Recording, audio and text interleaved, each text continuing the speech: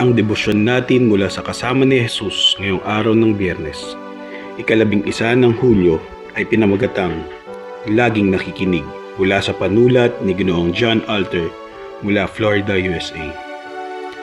Atin pong basahin ang Pilipos Kabanata 4, talata 4 hanggang 9. Basahin din po natin at bigyang pansin ang unang sulat sa Tesalonika, Kabanata 5, talata 16 hanggang 18. Maglalak kayong lagi.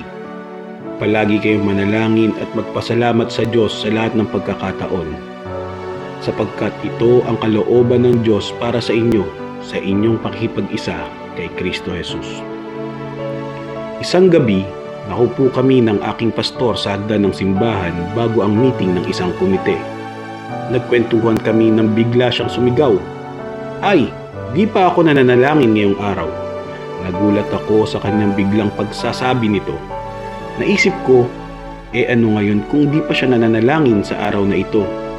Ngunit ang katapatan ng aking pastor ang nagbigay linaw sa kahalagahan ng panalangin at nagbigay ng inspirasyon sa akin upang mas madalas na makipag-usap sa Diyos. At ito'y hindi kailangang maging formal, basta totoo. Marami ng taon ang lumipas mula nang mangyari iyon. Lumago na ako sa aking pananampalataya. Mas madalas na ang aking pakikipag-usap sa Diyos.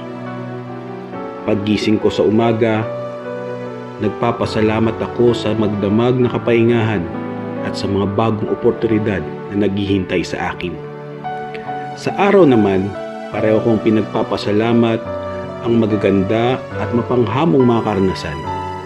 Sa gabi, iniisip ko ang mga biyaya at ako ay payapang magpapahinga.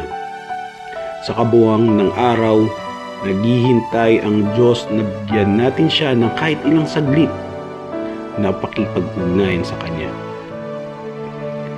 Bilang mga Kristiyano, tayo ay lubos na pinagpala na sumamba sa Diyos na laging nananabik na makinig at makiniig sa atin. Naway masabik din tayong ibahagi sa Kanya ang ating mga saloobin, pag-amin, kahilingan, hangarin at papuri. Hinihintay ng Diyos ang ating mga panalangin. Ating isipin ngayong araw, ang Diyos ay laging nananabik na makinig sa akin.